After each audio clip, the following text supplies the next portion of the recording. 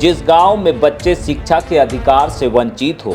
नहीं पढ़ाते वो बस वैसे देखते हैं, वो कहीं से चित्रा वित्रा को देखकर चुप रखता है। लोग संवैधानिक अधिकारों से महरूम हो। अब हफ्ता भर का उसका खंडा लेते हैं, सब्जी भाजी लेते हैं, हफ्ता भर नहीं पुरते जी अब गरीब लोग को खाने पीने। और मानवाधिकारों की सार्वभौमिक घोषणा का जहां कदम कदम पर हनन हो रहा हो।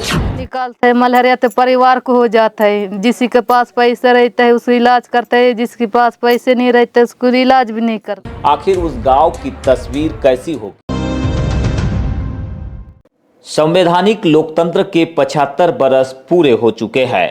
संसद में संविधान और लोकतंत्र पर बहस भी पूरी हो चुकी है और ये बहस आगे और भी कई मौक़ों पर देखने मिल सकती है। लेकिन सोचिए कि इतने वर्षों के बाद भी किसी गांव में पहुंचने के लिए सड़क न हो, सड़क के अभाव में शिक्षा के अधिकार से बच्चे वंचित हो और लोग मौलिक और मानवाधिकारों से महरूम हो, तो फिर वहां के लोगों का जीवन मानक स्तर कैसे होगा? और दूर सुदूर जंगलों के छोटे छोटे गांव में भी कॉमन सर्विस सेंटर में आज हमारे देश की आवश्यक सेवाएं गांव के लोगों को एक बटन पर उपलब्ध हो, ये व्यवस्था हुई है। ये तस्वीर उसी आदिवासी गांव कुंडूल के चटवा टोला की है, जिसकी दूरी बालाघाट मुख्यालय से करीब 100 किलोमीटर है। और यहाँ कहने को तो बच्चों के हाथों में शिक्षा के अधिकार कानून के तहत किताब भी पहुँच चुकी है, लेकिन किताब में क्या लिखा है ना तो बच्चों को इसका इल्म है और ना ही उनके अभिभावकों को। छोटे छोटे बच्चे हैं, इतने नहीं जाता है स्कूल, कहीं के डर लगता है, कहीं तो दूर होता है स्कूल, कहीं के बोलता है नहीं भेजते स्कूल। और बड़े बड़े होता तो जाता है स्कूल, और फिर यहाँ से मलदार सुकुड़ पाट हो के दूर भी हो जाता है। कितना दूर हो जाता है? यहाँ से होगा 4 किलोमीटर से। ये बच्चे के हाथ में जो किताब है ये कहाँ से आई? ये सुकुड़ पाट से आया है। अच्छा, ये टीचर लोगों ने दिए, गुरुजी लोगों ने? हाँ, गुरुजी लोग। पढ़ाते हो आप लोग? नहीं पढ़ाते वो बस वैसे देखते हैं, वो कहीं से चित्रा वित्रा को देखकर चुप रखता है। ये बच्चे का पिता बुंदेलाल है। वो यह बताता है कि गांव से स्कूल की दूरी यानी कि सुकुलपाट गांव की दूरी करीब 4 से 5 किलोमीटर है। यहाँ पहुँचने के लिए बियाबान जंगल और रास्ता कच्चा है। रास्ते में पुल पुलिया भी नहीं है। इसी वजह से वो बच्चों को पढ़ने के लिए स्कूल नहीं भेज पाते हैं। गांव की आबादी 50 से कम है और बच्चों की संख्या 15 से अधिक है, लेकिन गांव में कोई भी ऐसा नहीं है जो पढ़ा लिखा हो, यानी कि यहाँ पर सभी अनपढ़ है। किसी को भी अक्षर का ज्ञान बिल्कुल भी नहीं है। इस गांव में इस बच्चे का स्कूल नहीं है, बहुत 20 से 25 बच्चे हैं, तो इस बच्चे का लिए स्कूल नहीं है। स्कूल पाठ में कहते हैं तो जाने नहीं सकता, बच्चे लोग दूर होता है तो भेजते नहीं।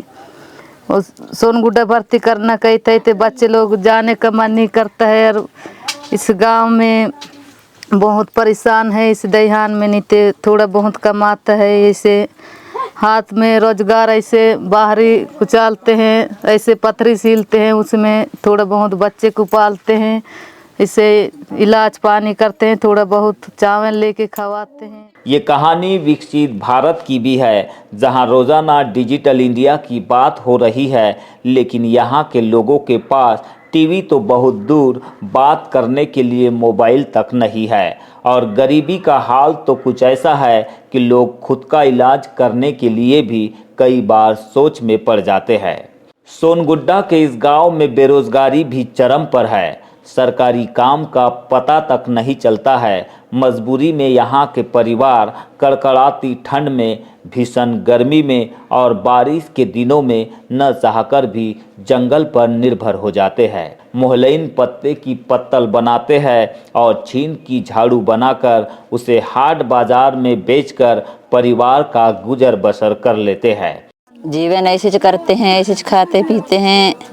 अब जंगल कहाँ से रहेगा, झाड़ू वहाँ से झाड़ू लाएंगे, झाड़ू को बेच के खाएंगे। अब जंगल भी जल जाएगा, सूख जाएगा तो वो भी नहीं मिलता मेरे को। अब मेरा गांव में कुछ काम नहीं है, अब तालाब नहीं है, रोड नहीं है, कुछ सासे नहीं है मेरे को काम धंधा करने का। मैं गरीब लोग कहाँ जाएंगे, कहाँ जाएंगे जी। अब गांव में इक्का दुक्का परिवार ही ऐसे हैं जिनके पास चलने के लिए साइकिल तो है, लेकिन साइकिल का इस्तेमाल भी वो हर जगह नहीं कर सकते हैं क्योंकि यहाँ का रास्ता बेहद ही ऊबड़ खाबड़ है। मजबूरी में लोग साइकिल को चलाते कम, धकेलते ज़्यादा है। एक दशक पहले जरूर यहाँ पर पहाड़ काटकर आरएएस विभाग ने रास्ता भी बनाया है, पर इस रास्ते में चलकर कोई भी व्यक्ति महफूज महसूस कर सके ऐसा कतई संभव नहीं है। यानी कि यहाँ के आदिवासी परिवार पूरी तरह से वनों पर निर्भर है। यदि उन्हें ये चीज़ें न मिले तो उनकी ज़िंदगी वीरान हो जाती है और कभी कभी तो ऐसी भी नौबत आ जाती है कि खाने के लाले भी पड़ जाते हैं। मैं इनको बचपन से जानता हूँ, 50 साल पहले से।